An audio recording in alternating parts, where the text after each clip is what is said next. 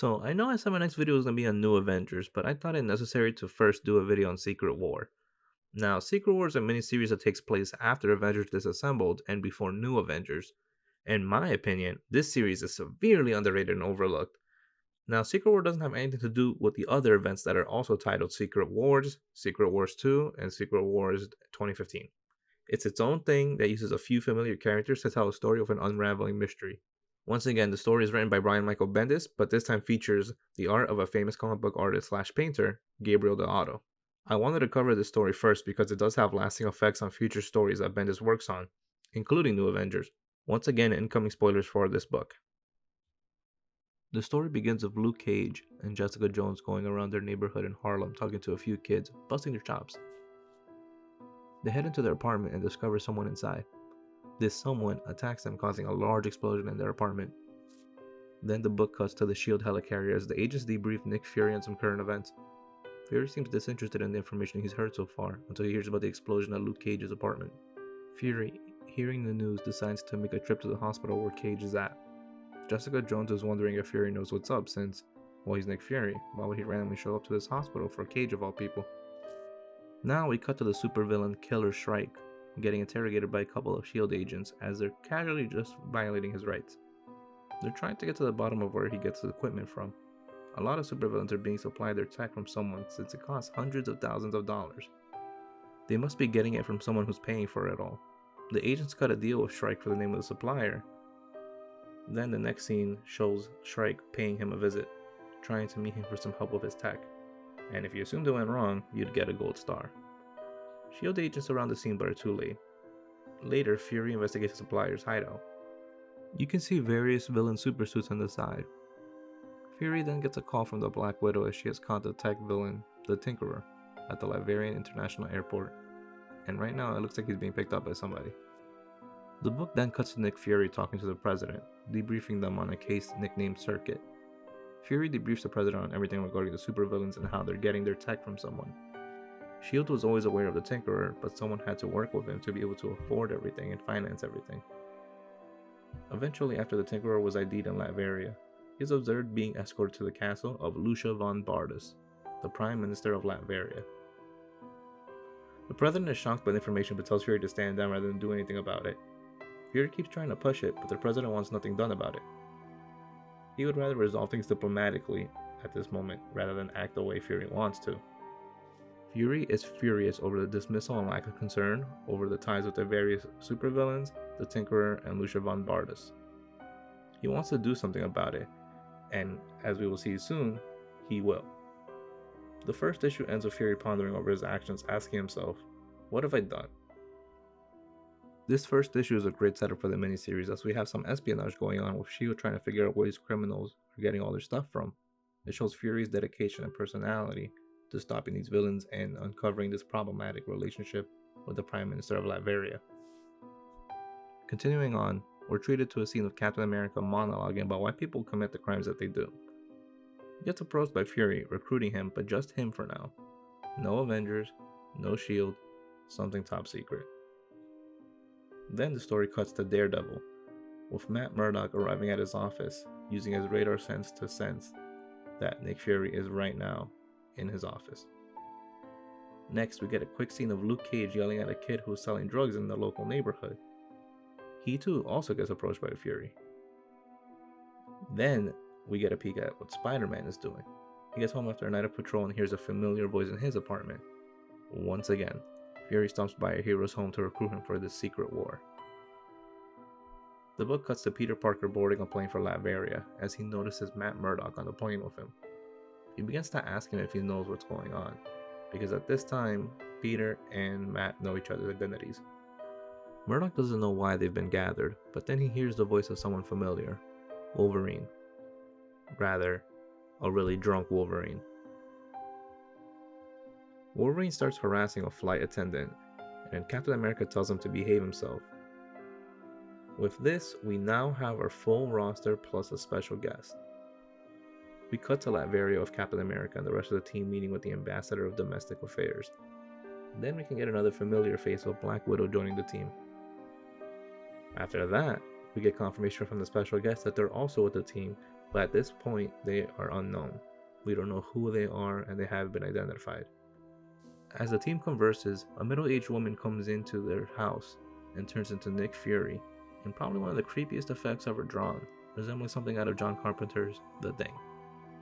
Fury now briefs the team on the information that he uncovered regarding the tech and supplier for the supervillains.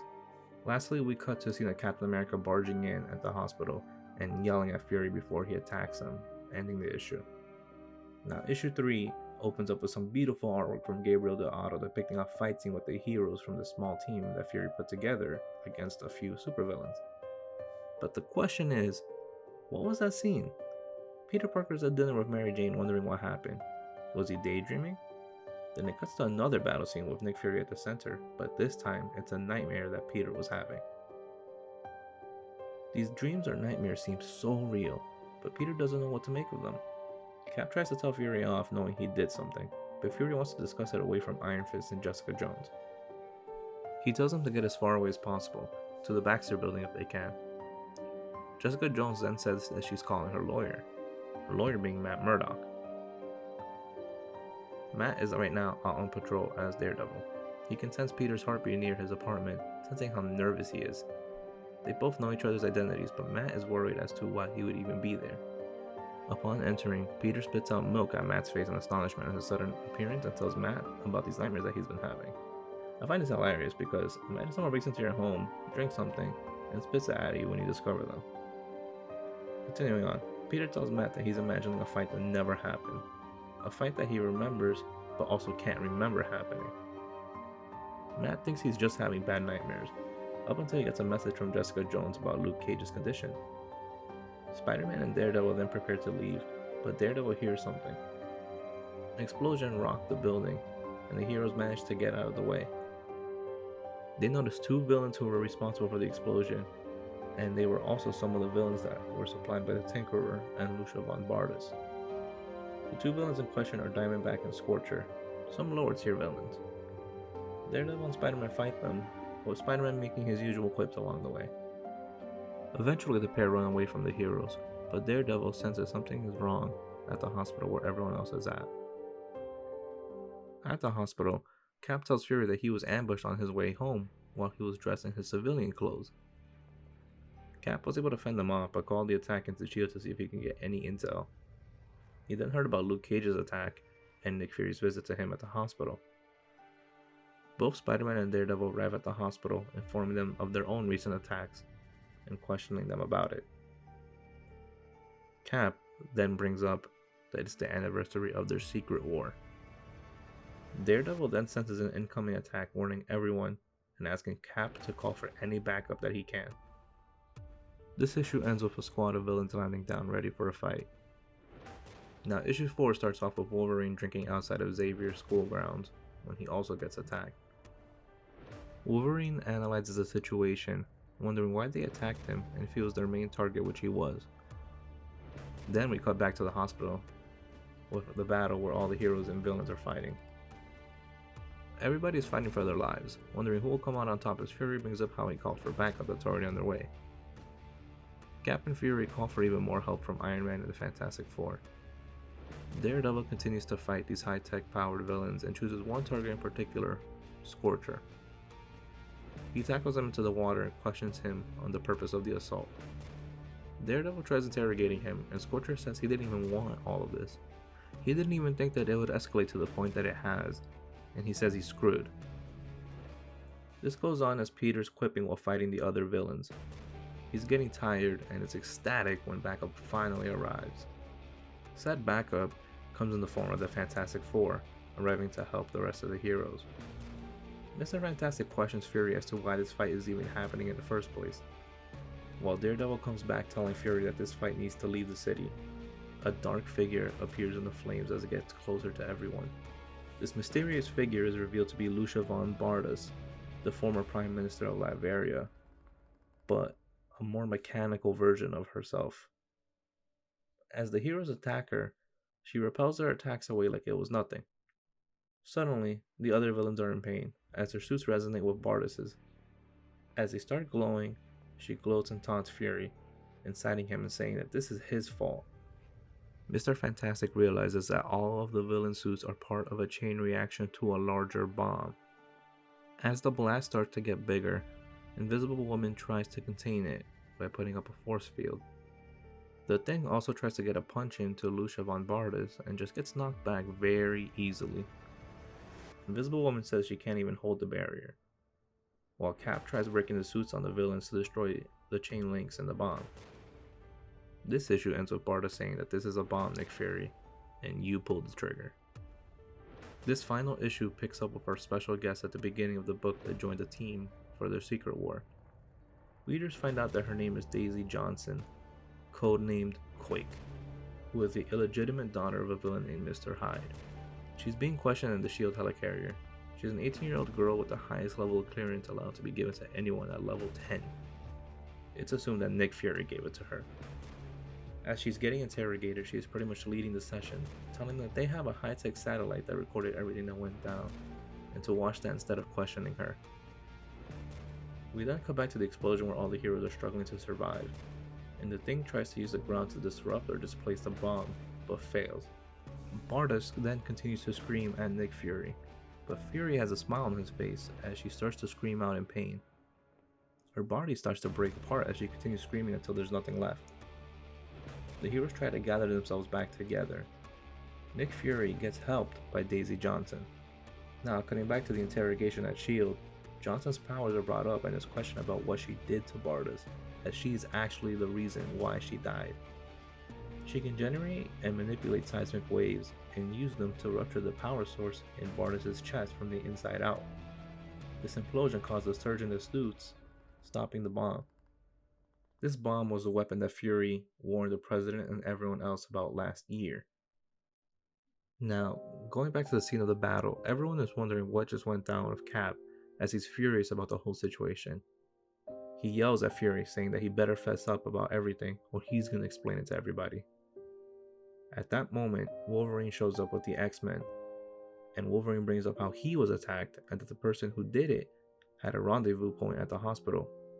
And not only that, but that he said Fury and him had to do something with something. Fury finally reveals the events that transpired to cause all the damage brought today by the modified Bardas, his secret war last year. So the secret war was an unsanctioned mission where Fury took a bunch of heroes to Latveria to help overthrow their government and assassinate their leader, which was Bardas. Now Cyclops wonders who was involved, with Cap saying the names of the specific people who were there: Logan, Luke Cage, Black Widow, Spider-Man, Daredevil, Nick Fury, Daisy Johnson, and himself. As we know, Fury wanted to do something about the information that he found since the president didn't want to act on it. Fury decided that Bardas had to be stopped without S.H.I.E.L.D. and used the heroes instead. He says, "Could I have slipped right into Castle Doom in the middle of the night and quietly killed her?" Yes. Then he says, "But that's not the language these people understand. It says nothing. It would mean nothing. The punishment for their terror had to be loud. Total." Bardas tells the heroes after they arrive at her castle how she already spoke with the president, how she knows this isn't a sanctioned mission. They have no permission to be here, so what are they here to even do? Fury then tells Johnson to bring everything down, causing Castle Doom to crumble into nothing. We are shown the aftermath as the heroes wonder what happened, wondering why all this destruction just happened. This whole attack was not what they signed up for. They didn't know that this was an unsanctioned assault and never would have agreed to it.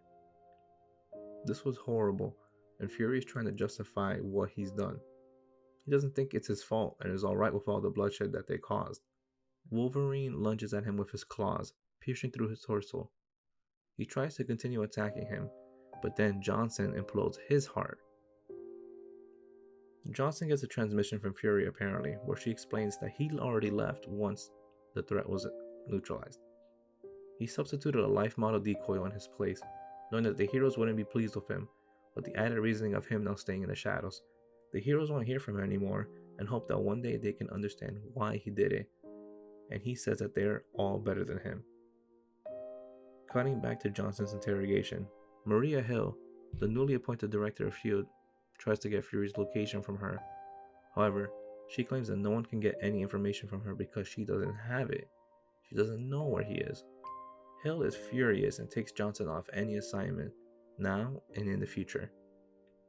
The story ends with Johnson receiving a transmission from someone, calling them Sir.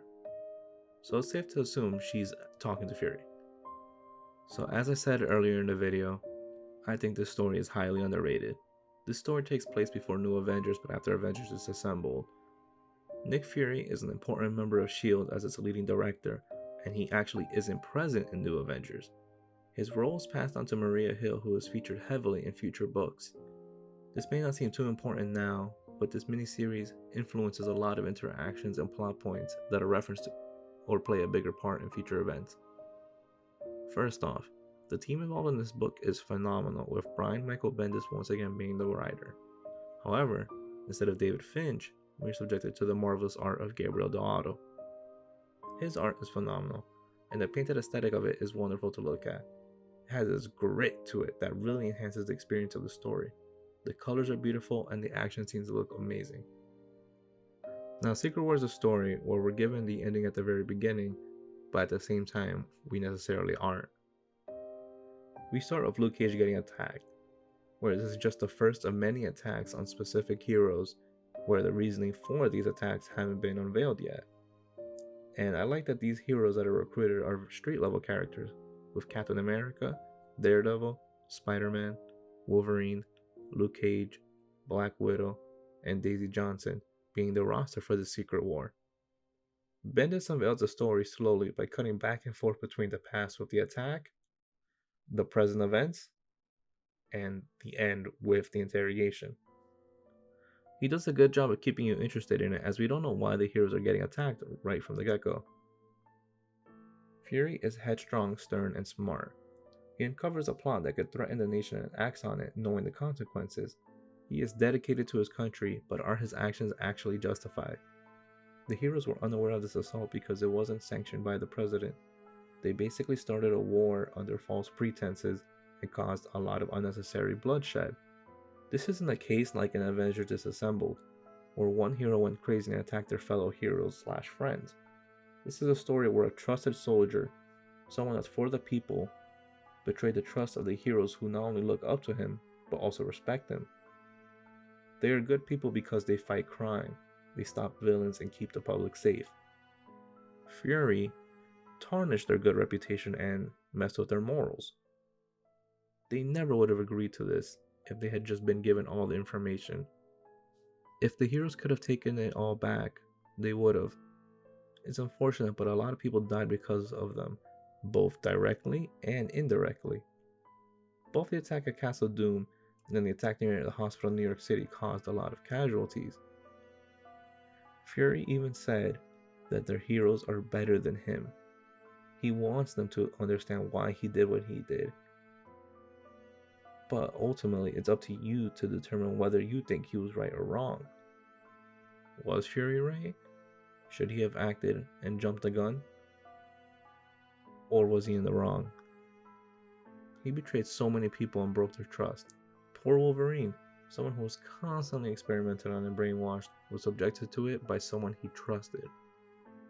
By someone he might have even helped without all the lying that Fury did to him. Daisy Johnson is an interesting new character that was added to the Marvel roster in this book. She's a S.H.I.E.L.D. agent with level 10 clearance, which is the highest that anyone can have. Obviously, Nick Fury trusts her to give her that high of a clearance. She's seen in the background for a bit until she admits that she's part of their group. She's a skilled combatant with seismic powers. She is powerful and helped Fury enact this plan. Her interrogation scenes show a lot about her character. She's witty, smart, and sassy. She was trained by Nick Fury and knows how to present herself in this tense situation. She's only 18 years old, but she's willing to do so much for Fury. She's vital to the story as she's the reason the Secret War both starts and ends. She caused the quakes that brought down the castle in Latveria, and she killed von Bardas with her powers. Now, an interesting thing that I haven't mentioned or shown before are these S.H.I.E.L.D. files that are present in the beginning of some of these issues and the end of the last issue. We're first shown a sealed file of one of the surviving villains, Scorcher, and a SHIELD agent named Jasper Sitwell. They discuss how Scorcher got roped into all of this, and he wants a deal for spilling all the information that he knows.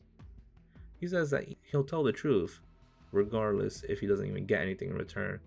This whole attack wasn't his MO, he just wants to make it somewhat right. After this file, we're shown a conversation between Hill and the President discussing the events that occurred, as well as about Fury himself. Hill was chosen to succeed Fury because of her prior work. They had been keeping their eyes on her for a while. The President discusses Fury's involvement with the attack against Lucia von Bardas and how he wanted Fury out a long time ago, backing up his claims on having eyes on her.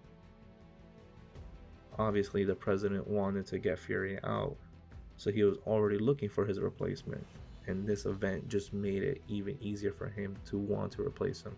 So the President wanted to keep this all low key, and had to cover the attack up rather than admit that the government lost control of S.H.I.E.L.D. Then we get the President admitting that he wanted to use the information Fury presented him to blackmail Bardas. They wanted Bardas out but wanted to play it more strategically. Fury attacked prematurely and it might have made a bigger mess of things, or it wouldn't have, who knows. However, he still disobeyed orders. The President didn't like having no control in the situation, especially because they comment how Doom was much easier to handle, and now they have to clean up Fury's mess because of all the potential loose ends. The President tells Hill how they don't want the heroes involved anymore.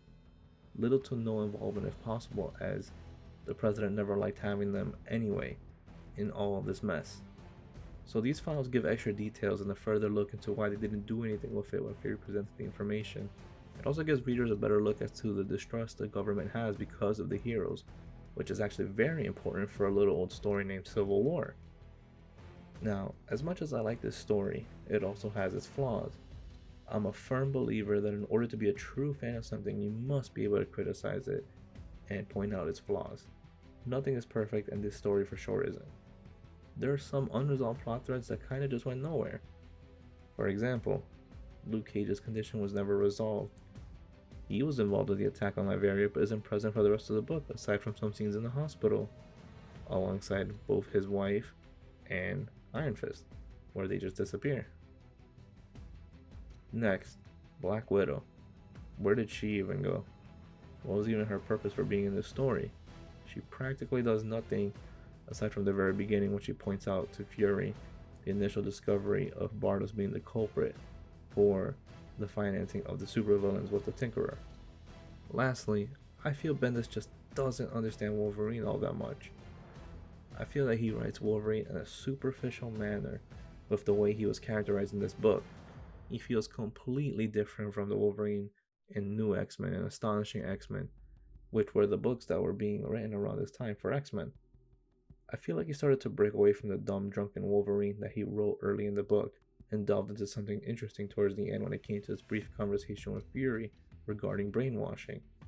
Those were primarily the major issues I had of this story. I wish they were handled better, but what can you do? Overall, this story is a great read, and I think more people should add it to their library.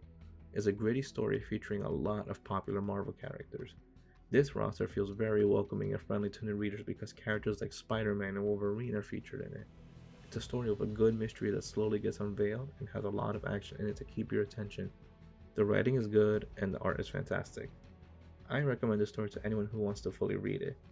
Now I ask you, did you like this story if you've read it? If so, leave a comment expressing your thoughts. Thanks for watching. I'd appreciate it and hope you guys would both like, comment, and if you would like to, subscribe, as I have more videos coming up. I'm hoping for a weekly release schedule, and next week we should start with Bendis' New Avengers. Thanks once again, and have a great day.